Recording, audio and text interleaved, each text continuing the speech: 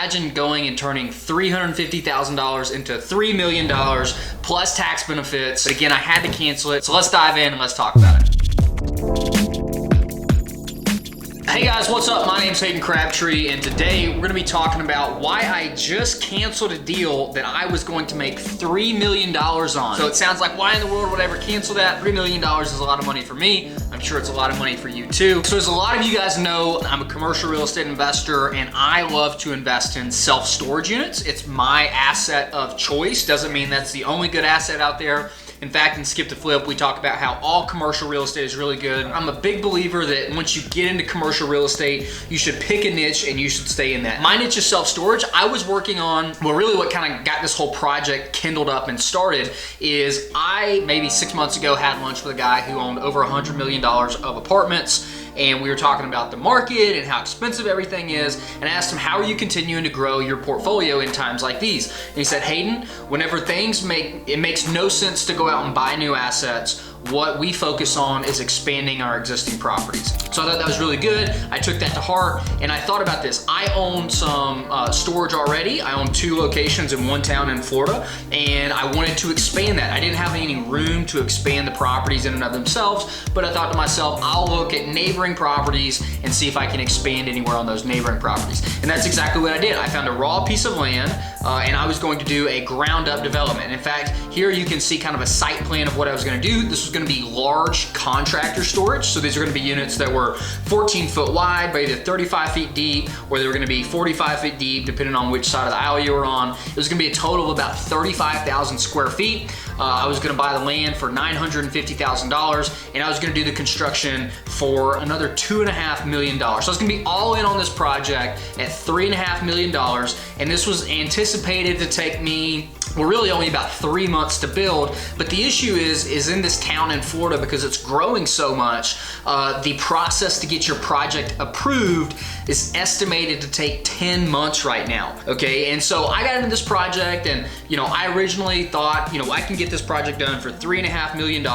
Looking at other properties nearby like this property were selling at, let's say, $200 a square foot, which would have put me at a $7 million value. Some properties even are getting listed for $280 a square foot, which would have put me more towards a $10 million valuation. But me being conservative, using the cap rate as we think we should, I was penciling this deal to be worth about $6.5 million. Again, I thought I was gonna build it for 3.5, and it's gonna be worth 6.5, so I would make $3 million on this deal, okay? If you're doing the math, you say, wait a second, he said he was gonna put $350,000. It was a 90% loan. I was only putting 10% of the money in on that deal, and that's an SBA loan, okay? And so when I first got started, I said, there's no way, that I could spend $3.5 million on it, but a lot of things happened. I originally thought it was gonna cost me around 3. I told the bank it's gonna cost me 3.5, just because I like to have what we call as contingency budget in there. But things started happening, right? I was using all of my old prices for my last development, and when I went out and I got new things quoted, surprise, surprise, prices are up like 20, 25, 50% in some cost categories. And so that $500,000 contingency that I had started getting smaller and smaller and smaller as I got my real bids in. And that's going to happen, right? That is gonna happen in terms of, hey, I'm gonna set my budget, it's gonna get whittled down, but you still wanna go into a project, a construction project, a renovation project, with some level of contingency. And so what I've heard from another investor that I think is really smart is that he likes to budget a 10% contingency for any unbought out trades or materials. And so if you have a contract in place, you've signed a contract, and you know when your materials and your labor is gonna get delivered, then that is a bought out piece of the project. But the problem for me is that nobody wanted to sign a contract because I didn't have a site plan yet, I didn't have government approvals, and nobody wanted to actually sign the contract with me for me to actually buy out their material and their labors, because they didn't know when the project was actually going to start, and they didn't know when the materials were going to be delivered, and they didn't know when their labor was going to be, having to be put out there. And as the owner of that labor, whether it was the crew who was putting up the metal or the crew who was pouring the concrete, they didn't know when that was going to happen, and they didn't want to sign a contract. And so the biggest reason that I canceled this deal is that the government process is so extraordinarily long, a 10-month process, without having to be able to buy out any sort of the only thing I could have bought was the land, right? That's the only thing that I could have bought at a for sure guaranteed price. All other quotes that I got this price is good for 7 days, or this price is good for 30 days. But everybody knows we're in an inflationary environment. And if they say we're gonna do something for this cost, 10 months down the road, the cost may have gone up 10, 12, 15%, and they don't want you as the client to be angry, me as the client to be angry. And so the number one reason that I canceled this deal really had to do with that creep. And again, I was planning on that, but the thing that really killed the deal for me, which I was not expecting, is apparently whenever you're in Florida or really anywhere, you have to, in commercial properties, you have to have what we call a stormwater detention sites. So if you ever see, you know, a commercial complex and they have ponds around them, or maybe they have ponds in the back, sometimes the shopping center or whatever is pushed back off the road and there will be a pond. When you first drive in, you'll see ponds, maybe sometimes they have fountains, whatever. That's where all the water goes to. Whenever it rains, all the water from, you know, the asphalt and everything drains into those ponds. Well, those ponds, that's fine. I knew I was gonna have to build a pond. What I did not know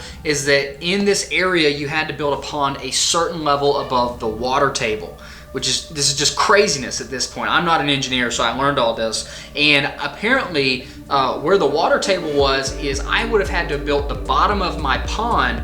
I would have had to move the whole property up 1 foot. Well, if you want all of your water to flow to the bottom of your pond, the rest of the property, if the bottom of the pond's here, all the rest of the property has to be here so it can flow to it. Well, what I found out is that I needed 11,000 cubic yards of dirt. 11,000 cubic yards comes out to about 1,000 dump trucks, and it would have cost me $220,000 that I just was not expecting to pay. This moved my budget up so much that really my contingency money had gotten whittled down to a point where I was not comfortable. It was way less than the 10% of all unbought out trades, and for that reason, I personally just felt like it was too much risk. On the construction side, on the money side, and of course there's profit there, but we have to measure our risk whenever we're looking at these developments. All developments are going to come with risk, but we need to be able to monitor and know, you know, with a certain path that our costs aren't going to escalate, or else I would have found myself in a situation in 10 months or a year or 18 months where every single thing that I was paying, every single cost increase was coming out of pocket and increasing my equity, because the bank is only going to give me so much money. Okay, now really the kind of the iceberg that tipped this whole thing as well is whenever I first looked into getting into this property, it was December of 2021, and the storage units that I wanted to do, it was permitted. What that means is I went and I looked at the local zoning laws, and I understood that the government would allow this. I didn't have to have any sort of approval. I just had to say, here's what I'm gonna do. They look in the zoning codes. You can look up your zoning codes. It's something called Muni Code. So if you're in, you know, wherever. I'm in Atlanta, so in Fulton County, Georgia, I can look up the Muni codes and it'll tell me what kind of use is allowed in the different zoning. So if I'm in commercial 1, can I build a doctor's office there? If I'm in industrial, you know, heavy industrial, can I have a chemical manufacturing plant? If I'm in commercial general, can I have a self-storage facility? If I'm in residential 4, how many apartment units can I have per acre? That's the kind of thing that the Muni Code will tell you. So when I was looking in there, the Muni Code, it was permitted, which just means that's fine, you can do this here.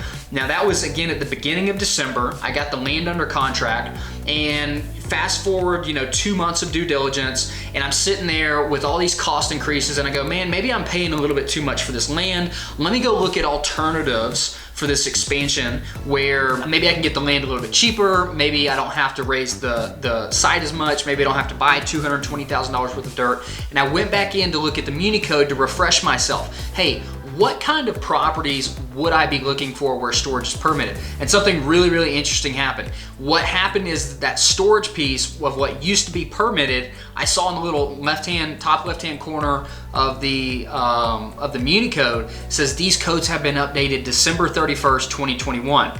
So they had actually updated their Muni Codes and what was allowed where in between the time when I first looked at this project and before I was gonna close it. And this land, which was commercial general, which was permitted, now moved to a special exception.